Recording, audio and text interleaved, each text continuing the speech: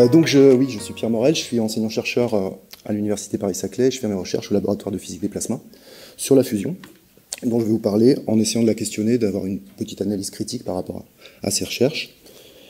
Voilà. Donc, tout d'abord, je vais parler rapidement du contexte climat et fusion.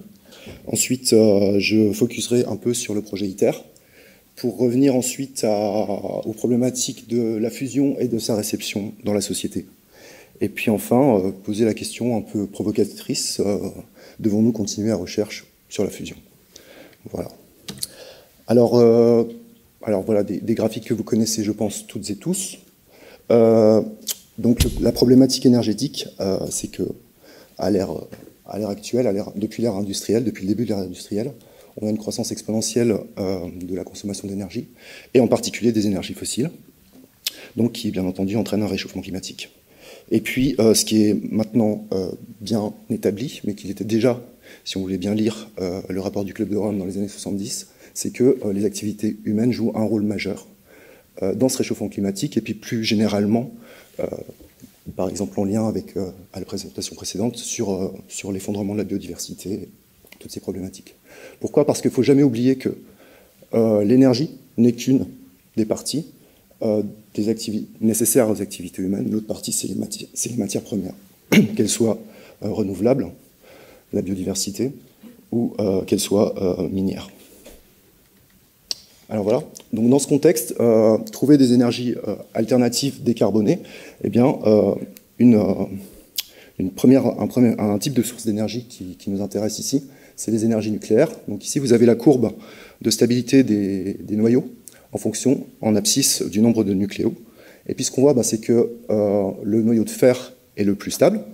Et puis quand on va vers la droite, vers des noyaux de plus en plus lourds, on voit qu'on peut récupérer de l'énergie en cassant des noyaux lourds avec un neutron, et puis en produisant des éléments plus légers, et le défaut de masse pourra nous permettre d'extraire, de libérer de l'énergie. Mais une autre partie du graphique, la partie gauche, nous montre aussi qu'on peut, en fusionnant deux noyaux légers, obtenir un noyau plus lourd, éventuellement un neutron ou un proton, et puis surtout un défaut de masse qui, à nouveau, nous permet de faire tourner une turbine et tout et tout. Surtout, si on regarde bien l'échelle en ordonnée, on est en MeV, en millions d'électronvolts. Les millions d'électronvolts, c'est une énergie qui est vraiment colossale, puisque une réaction chimique en elle-même, c'est quelques électronvolts. Donc par réaction, on a 1 million de fois plus d'énergie disponible par réaction nucléaire que par réaction chimique. Donc c'est un des avantages des énergies nucléaires. Un autre avantage, c'est ici en termes de bilan carbone. Donc vous voyez en centre en haut du slide, c'est que le nucléaire est comparable en termes d'émissions à l'éolien, à l'hydroélectrique, et produit environ 10 grammes d'équivalent CO2 par kilowattheure, quand pour le gaz ou encore plus pour le charbon, on est 100 fois plus élevé. Alors un petit comparatif entre fission et fusion. Donc la fission, elle a l'avantage de fonctionner depuis les années 50. Par contre, elle a le désavantage de produire directement des déchets radioactifs, dont certains ont une durée de vie très longue. Et puis, il faut la contrôler, puisqu'elle est basée sur une réaction en chaîne, et quand bien même on contrôle cette réaction en chaîne, il faut aussi contrôler le combustible et le refroidir continuellement. Ce qui peut, si on ne le fait pas, engendrer certains problèmes.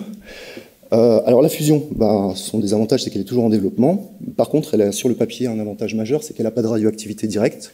Par contre, la création de neutrons va activer les parois du réacteur sur des échelles de temps plus modérées que seuls des produits radioactifs. Elle est intrinsèquement sûre, il n'y a pas d'emballement possible, ce n'est pas une réaction en chaîne. Tout problème, c'est de réaliser ces réactions de fusion. Et puis, par contre, une des problématiques, on va le voir juste après, c'est le chauffage et le confinement. Alors ici, à nouveau, donc j'ai rappelé la catastrophe de Tchernobyl, mais c'était aussi pour mettre en lumière le fait qu'à la même époque, il y a une catastrophe dont on parle peut-être moins, qui est peut-être moins restée dans les mémoires, c'est celle de Bhopal en Inde, qui, elle, a causé plus de 20 000 morts maintenant, d'après les derniers bilans, du fait de l'explosion d'une usine chimique. Voilà. Donc c'est aussi pour dire que le nucléaire a effectivement des désavantages, mais tout est relatif. Alors, donc, on voit que la fusion sur le papier est très intéressante, mais alors pourquoi elle ne marche pas? En fait, il faut voir comment on peut réaliser un réacteur à fusion d'abord. Alors la première chose pour avoir un réacteur, c'est de faire des réactions. Donc pour ça, il faut, et c'est le problème majeur pour la fusion, vous avez deux noyaux chargés électriquement qui se repoussent. Donc tout le problème, c'est d'avoir une énergie cinétique suffisante de ces noyaux pour qu'ils puissent vaincre leur répulsion coulombienne. Et ça, à l'échelle macroscopique, ça équivaut à une très forte agitation thermique. Alors très forte comment? Très forte parce que si on regarde la réactivité en fonction de la température, qu'elle soit donnée en termes d'énergie en keV ou en milliards de degrés Kelvin, on voit que cette réactivité, elle, est maximale pour des températures de l'ordre de 10 à 100 keV. Ici, pour la réaction en bleu, deutérium-tritium. En vert, c'est un peu plus loin, c'est le deutérium-deutérium. Et puis ensuite, en rouge, deutérium-hélium-3. Alors donc, 10 keV, ça veut dire quoi? 10 keV, ça veut dire 10 puissance 8 degrés Kelvin, centaines de millions de degrés. Donc à cette température, la matière est complètement ionisée, on a un plasma, d'où l'intérêt que dans mon laboratoire de physique des plasmas, de l'intérêt qu'on a pour la fusion. Alors tout ça, c'est juste pour avoir une réaction, d'accord? Il faut qu'on ait cette température dans le milieu. Maintenant, pour réaliser un réacteur, il ne faut pas seulement avoir une réaction, mais il faut produire libérer plus d'énergie qu'on a de pertes liées au chauffage, en l'occurrence du réacteur. Alors cette considération de base, elle aboutit en reformulant l'inégalité entre production, puissance produite et puissance perdue, qu'on appelle le critère de Lawson, qui nous dit que le produit entre n, la densité de charge, et taux, le temps de confinement de l'énergie, doit être supérieur à une certaine fonction de la température. Et cette fonction de la température, à nouveau, je reviens en arrière, elle est fixée, elle est de l'ordre de 10 keV. Donc on voit directement que, au passage, on peut aussi parler de triple produit, simplement en multipliant à gauche et à droite par la température, donc produit densité, température et temps de confinement de l'énergie. J'y reviendrai après. Donc on a un critère pour réaliser un réacteur, et en fait on voit qu'on a un produit qui doit être supérieur à un seuil. Donc il y a deux façons de satisfaire cette inégalité. C'est soit d'augmenter très fortement la densité, c'est le principe de la fusion inertielle, on est à très haute densité, on va bombarder une cible millimétrique ou centimillimétrique de deutérium-tritium, et puis avec des lasers, et puis l'augmentation de pression va augmenter fortement la densité, et on va espérer obtenir une fusion. Une autre façon de faire, c'est au contraire de rester à relativement basse densité, mais d'augmenter le temps de confinement de l'énergie. Et pour ça, on a besoin d'une bouteille, et d'une bouteille qui tiennent à des températures de 100 millions de degrés. Donc, et comme on a des particules chargées, on peut utiliser un champ magnétique. C'est l'idée des tokamaks, avec un fonctionnement qui est continu, alors que dans un laser, donc l'idée de base, comme j'ai dit, c'est de bombarder une cible avec des lasers qui vont être focalisés dessus. Mais en fait, il faut voir que le temps de charge des lasers, c'est de l'ordre de plusieurs heures à la journée. Donc en fait, l'idée du fonctionnement, c'est d'avoir énormément d'énergie produite pendant un pulse très court, et puis recharger pendant, on va dire, un jour votre laser pour refaire un tir. Vous voyez, c'est un régime très pulsé. Alors qu'au contraire, en confinement magnétique, on a un bon confinement, un temps long de confinement, donc on peut espérer fonctionner en continu. Alors comment ça fonctionne dans le détail? Donc on a des particules chargées. Ces particules étant chargées, elles vont être sensibles au champ magnétique. Et en première approximation, quand on soumet des particules à des lignes de champ magnétique, ici données en bleu, on voit que ces particules vont pouvoir tourner autour des lignes de champ magnétique. Ça, c'est dans l'expérience de base qu'on a tous connu, je pense, qui est le solénoïde. Maintenant, le problème, c'est que les particules sont confinées perpendiculairement aux lignes de champ du fait de leur rotation, mais elles peuvent se balader librement le long des lignes de champ, ici dans cette direction. Alors, pour circonvenir à ce problème, on va fermer les lignes de champ en créant une enceinte torique, un solénoïde refermé. Donc, torique avec un grand angle ici associé aux lignes de champ, qu'on va appeler l'angle toroïdal.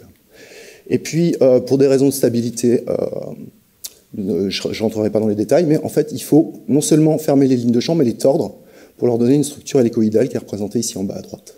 Et avec ça, vous êtes sûr que vos particules, individuellement, resteront confinées au voisinage d'une ligne de champ en tournant autour de votre ligne de champ. Donc on a un confinement magnétique et qui, a priori pour une particule, est valide sur des temps longs. Alors, au passage, donc, on a besoin d'un champ magnétique qui a deux composantes. Une composante toroïdale qui est représentée en bleu ici, et puis la composante qui vient s'y superposer, qui est poloïdale. C'est l'angle qui va être dans l'entrefer de l'aimant, qui va être défini dans le plan associé à l'entrefer de l'aimant. Voilà. Alors, du coup, très bien, on a le principe, mais comment en pratique ça se réalise? Alors en pratique, on a deux façons de faire, principales, le tokamak et le stellarator.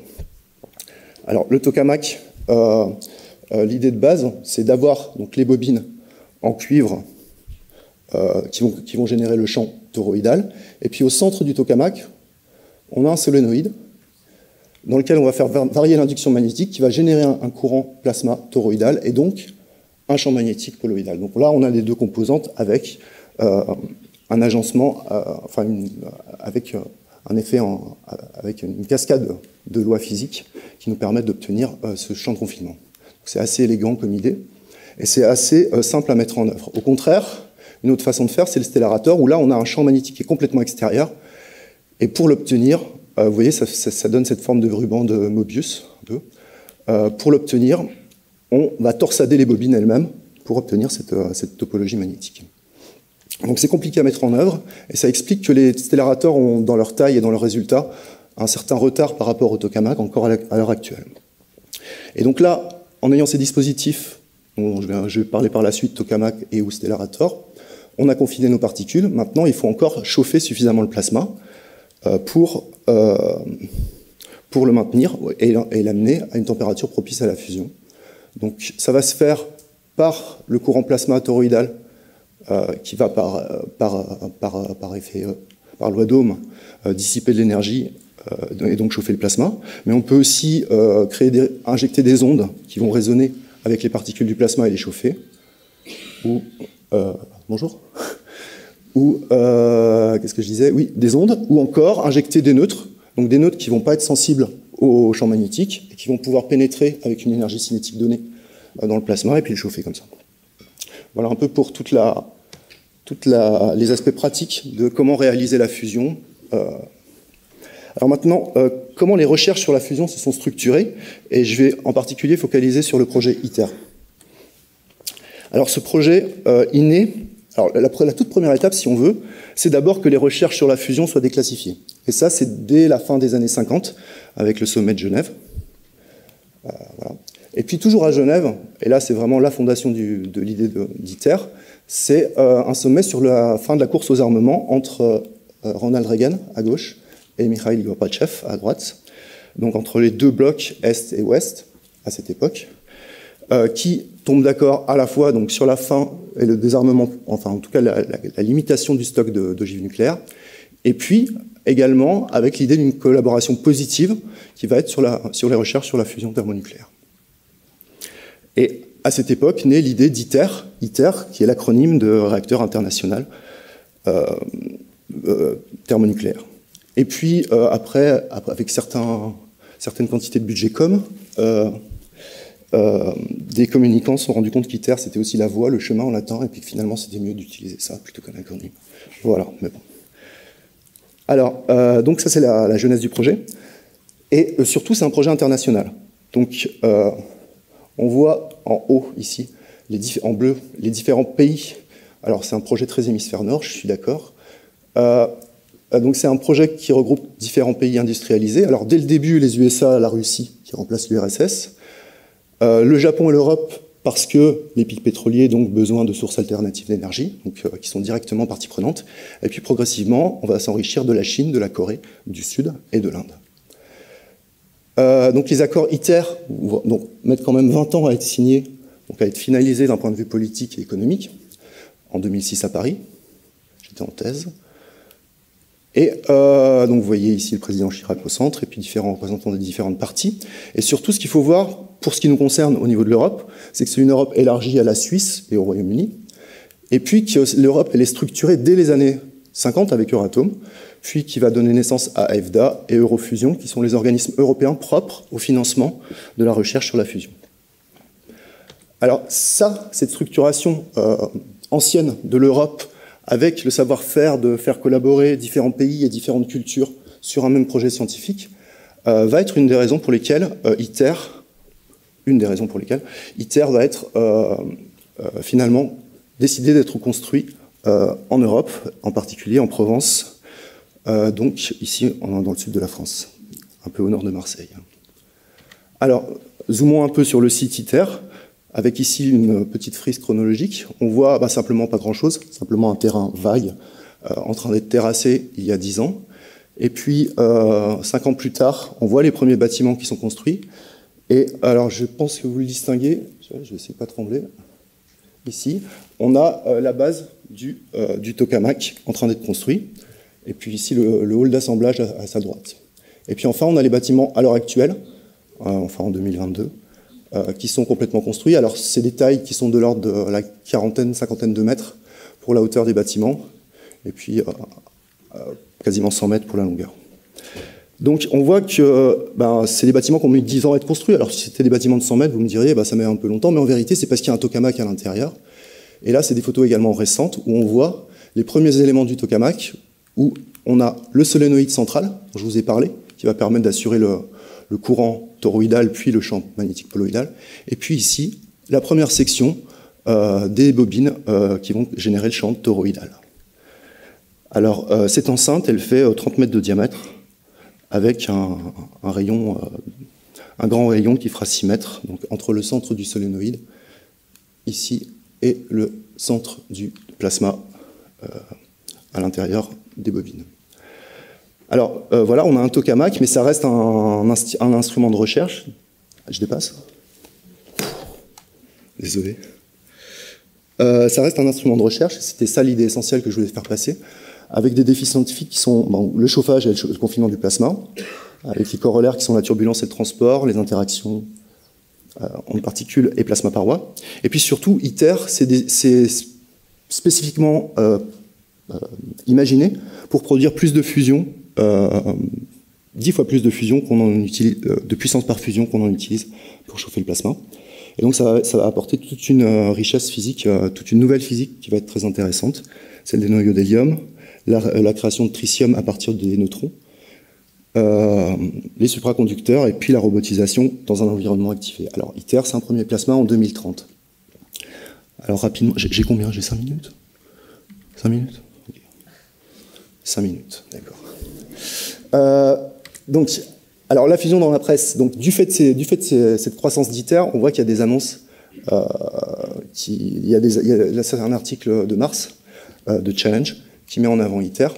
Donc on a de plus en plus, du fait qu'ITER approche, des annonces liées à ITER dans la presse. On a également, pour la fusion inertielle dont je n'ai pas trop parlé, une annonce importante, cette nouvelle physique avec un rendement supérieur à 1, elle a été obtenue avec un laser très récemment aux États-Unis. Mais aussi, on voit apparaître, et de plus en plus, dans une presse toujours plus avide de sensationnalisme, je vais y arriver, des nouveaux acteurs qui sont les startups, donc des acteurs privés, avec en particulier un financement croissant venant des milliardaires américains de la tech. Et ici, vous voyez le cumulatif des financements accordés en milliards de dollars au cours du temps à la fusion, au projet privé. Donc on approche les 4 milliards de dollars maintenant. Alors, qu'est-ce qu'elles ont ces startups qui est intéressant? En fait, alors, il y a déjà 2 types de startups. Il y en a qui sont très proches des milieux universitaires et de recherche publique. Donc ici, il y en a 3 exemples, qui sont basés essentiellement sur de nouvelles technologies en termes de supraconducteurs à haut champ critique, qui vont permettre d'avoir des structures beaucoup plus compactes. Ici, vous voyez Spark, qui devrait avoir des performances extrapolées comme ITER, mais qui est de taille beaucoup plus réduite. Vous avez également un tokamak ici sphérique, qui est déjà en fonctionnement au Royaume-Uni. Et puis, en France, il y a une start-up intéressante également qui va revisiter le concept de stellarator en utilisant des supra au champ critique et des métaux liquides. Alors, plus ésotérique, plus exotique, on a des technologies qui reviennent ou qui viennent d'arriver avec des start-up comme TAE, ici, qui utilisent des bulles de plasma autoconfinées, un peu comme comme des anneaux de fumée, et puis voilà, qui veulent réaliser une fusion alors à 1000 keV, donc à des températures vraiment énormes. C'est ambitieux. Alors derrière ce foisonnement, comment on fait pour s'y reconnaître? Une bonne façon de faire, c'est de revenir aux critères de Lawson, en particulier au triple produit. Donc ici, le triple produit, en fonction de la température, est représenté pour différentes machines. Alors je ne vais pas vous les citer toutes, mais dans l'idée, on va repérer un peu les startups. Alors Spark, il est ici, mais il est toujours en construction, et il est dans des performances qui sont extrapolées comme étant proches d'ITER. Bon, très bien. Mais ça, on demande à voir. TAE Technologies, eux, leurs machines sont par ici, et typiquement les performances sont celles des années 70-80, comparativement. Et puis ici, Zap Energy, alors c'est encore autre chose, c'est la fusion inertielle, mais qui est également dans cette même gamme. Alors, pour résumer, qu'est-ce qu'ils apportent, ces nouveaux acteurs?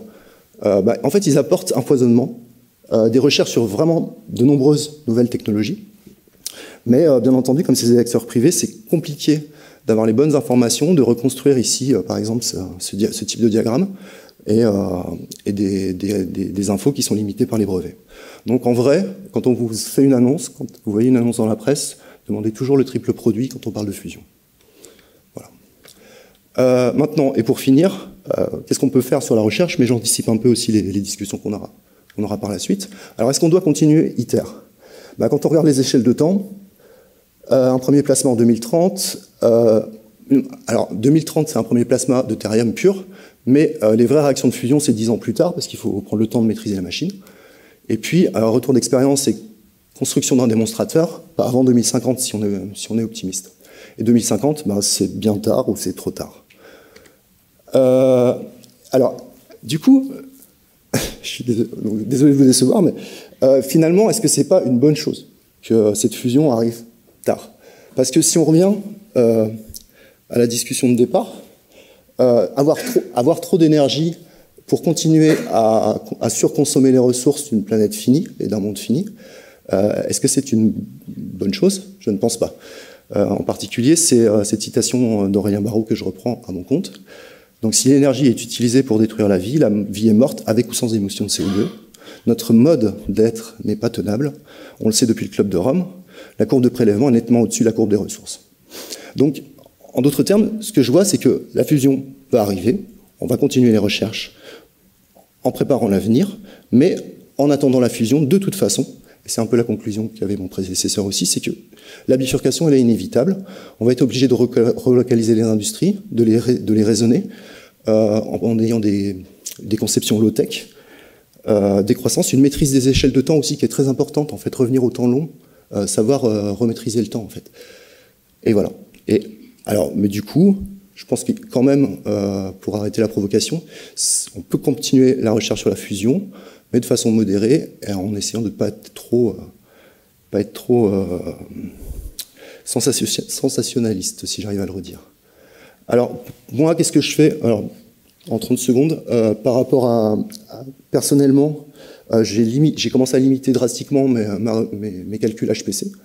Je limite mes déplacements en train, bon voilà, ça, tout le monde, c'est l'échelle individuelle. J'ai aussi profité du fait que mes recherches s'intéressent à la turbulence plasma pour adapter les modèles réduits de turbulence qu'on développe au labo à celles de fluide neutre. Et vous voyez ici, par exemple, une application à la turbulence atmosphérique, donc avec éventuellement, à terme, des idées de modèles qui pourraient améliorer les simulations en planéto. Voilà. Alors un autre truc plus récent, c'est qu'on a revisité un peu le modèle World 3. Alors c'est un modèle qui s'appelle Handy, qui a été développé il y a 5 ans, et voilà, qui décrit le système nature-population humaine comme un système dynamique, avec un intermédiaire qui est le produit de l'agriculture et de l'artisanat. Et en fait, ce modèle, il est sympa parce c'est un système d'équation différentielle ordinaire très simple, mais qui permet de décrire des régimes stables, oscillatoires ou d'effondrement. Et nous, ce qu'on a fait avec Loïc Patry l'an dernier, en stage de L3, physique application d'Orsay, on a rajouté un bruit aléatoire, et on est en train d'essayer de valoriser ce travail. Voilà. Et puis, pour terminer, donc, au niveau plus global, dans mon équipe, on essaie de faire le nécessaire en termes de maintenance du parc info et de limitation des déplacements. Au niveau du labo, on a créé, début 2020, bon, paf, pendant le Covid, un groupe climat. Et on a réalisé 2 bilans carbone. On est en train de finaliser le deuxième. Donc voilà, au niveau du labo, c'est à peu près tout ce qu'on fait, tout ce qu'on peut faire. Enfin, on a une réflexion globale hein, sur les usages et les pratiques. Et puis, ailleurs, on peut regarder les grandes installations, mais que ce soit pour la fusion ou pour les autres sciences, on va dire, sur des grandes installations, on aura nécessairement un bilan carbone Alors, absent, mais clairement monstrueux. Ici, par exemple, à titre d'indication, j'ai donné le bilan réalisé par les collègues de l'IRAP à Toulouse, donc en astrophysique et planéto, où on voit en orange que c'est les activités pures de recherche qui sont 50% des émissions, du carbone émis, quoi. Et ça, c'est quelque chose qu'on retrouve partout à partir du moment où on tient compte des commandes. Et, la recherche en elle-même, elle est un coût majeur dans les émissions de carbone.